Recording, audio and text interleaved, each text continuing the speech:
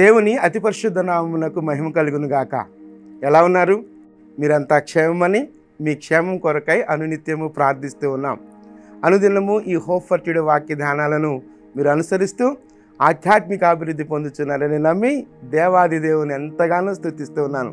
మాకు కూడా దేవుడు చూపిస్తున్న కృప ప్రార్థనాపూర్వకంగా ఈ ధ్యానాలను మీ ముందుకు తీసుకొని రావడం, ఇది నా హోప్ ఫర్ టుడే వాక్య ధ్యానంలోనికి మిమ్మల్ని ఆహ్వానిస్తున్నాను. దావీదు రచించిన కీర్తన 27వ కీర్తన 14వ వచనంలో ఒక లైన్ నేను చదువుతున్నాను.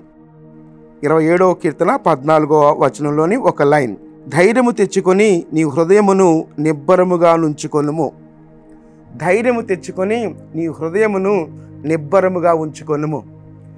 ఈ మాట దావీదు చెప్పిన సందర్భాన్ని మనం ఆలోచిస్తే చాలా భయంకరమైనటువంటి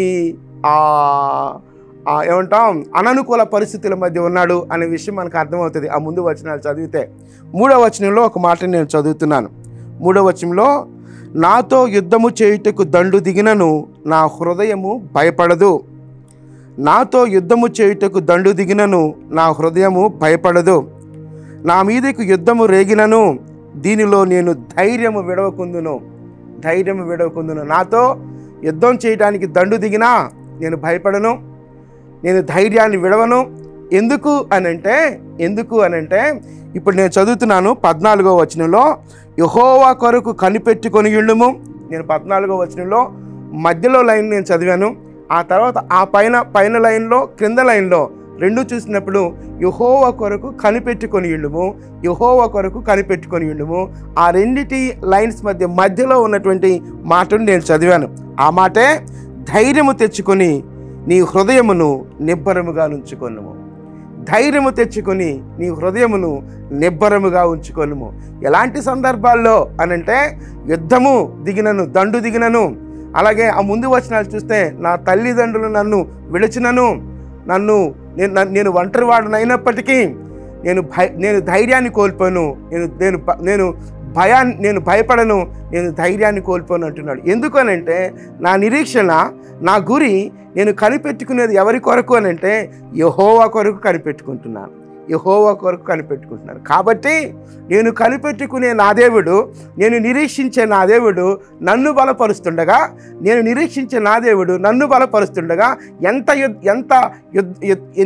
ఎంతమంది వచ్చినా, ఎన్ని యుద్ధోపకరణాలు ధరించి వచ్చి దండు దిగినా నేను భయపడను. నాకు ఒక నిరీక్షణ ఉంది.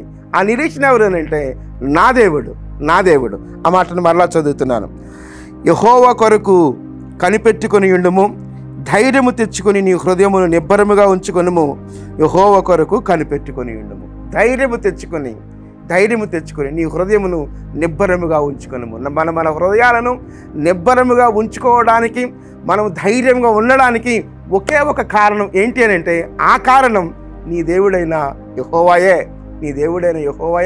ఒకవేళ మనం చుట్టూ ఎదుర్కొన్నటువంటి పరిస్థితులు, కొన్ని అననుకూల పరిస్థితులు ఎదురవుతున్న పరిస్థితుల్లో, లేకపోతే మనను భయానికి గురి చేస్తున్న పరిస్థితులు ఎదురవుతున్నప్పుడు, లేకపోతే క్రైస్తవుడు అన్నదానిని బట్టి నిన్ను భయపెట్టే పరిస్థితులు వస్తున్నప్పుడు, నా దేవుని యందు నేను నిరీక్షణ విడిచిపెట్టను. నా దేవుని యందు నేను గురి కలిగి ఉన్నాను. నా దేవుని యందు నేను నిరీక్షణ కలిగి ఉన్నటువంటి గొప్ప నిరీక్షణతో ధైర్యం కలిగి, నిబ్బరం కలిగి ఉండే కృప దేవుడు నిత్యము మనకు అనుగ్రహించులాగిన ప్రార్థన చేద్దాం. ఇదిగో దావీదు యొక్క ధైర్యం ఏంటి అని అంటే, దండు దిగినా నేను భయపడను, ఇందులో నేను ధైర్యం విడవకుందును, నా తల్లిదండ్రులను నన్ను విడిచిపెట్టిన నేను భయపడను. చాలా విపత్కరమైన పరిస్థితులు అన్నీ చెప్తూ వస్తూ యెహోవా కొరకు కనిపెట్టుకొనుము, ధైర్యం కలిగి ఉండమని చెప్తున్నాడు. ఒకసారి మనం ఆలోచిద్దాం.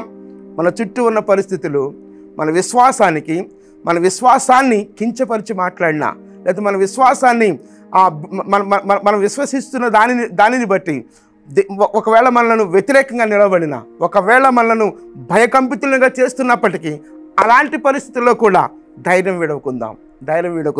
ఆ మాటనే మరలా చదువుతున్నాను. ధైర్యము తెచ్చుకొని నీ హృదయమును నిబ్బరముగా ఉంచుకొనుము. ఎలాంటి అననుకూలత పరిస్థితులనైనా దేవుడు అట్టి ధైర్యాన్ని, దావీదుకి ఇచ్చినటువంటి నిబ్బరాన్ని దేవుడు మనకు అనుగ్రహించలాగున ప్రార్థన చేద్దాం. దేవునికి మనముగా సమర్పించుకుందాం. ప్రార్థన చేద్దామా? మీరు ఎక్కడున్నప్పటికీ నాతో కలిసి, మీకు అభ్యంతరం లేకపోతే నాతో కలిసి ప్రార్థనలో ఏకీభవించాలని ఆహ్వానిస్తున్నాను. ప్రార్థన. కృపగలిగిన దేవా, దయగలిగిన మా తండ్రి, మా విశ్వాసాన్ని బట్టి నా దేవా, ఈ లోకంలో మేము ఎదుర్కొనవలసినటువంటి పరిస్థితులు, ఆ పరిస్థితుల నడుమ మాకు ధైర్యాన్ని అనుగ్రహించండి. ఒకవేళ మమ్మలను భయకంపితులనుగా చేయడానికి నా తండ్రి పరిస్థితులను సృష్టిస్తున్నట్లయితే, అలాంటి పరిస్థితులలో కూడా ధైర్యాన్ని కోల్పోక నా దేవా, మీ సన్నిధిలో మీ మీద ఆధారపడి, మీ వైపు మీ మీద మాత్రమే గురి కలిగి, నిరీక్షణ కలిగి, కనిపెట్టుకొని మీ నుంచి మేము ధైర్యాన్ని పొందుకొనగలిగే కృప, ధన్యత మాకు అనుగ్రహించమని మీ కృప కలిగిన హస్తాల్లోనికి మమ్మలను మేముగా సమర్పించుకుంటూ ఘనత మీకు మాత్రమే ఆరోపిస్తూ యేసుక్రీస్తు అతి శ్రేష్టమైన నామంలో ప్రార్థించి స్తుతించి వేడుకొనుచున్నాం తండ్రి. Amen, amen. ప్రభు సన్నిధి నిత్యము మనకు తోడయ్యుండును గాక. ఆమెన్.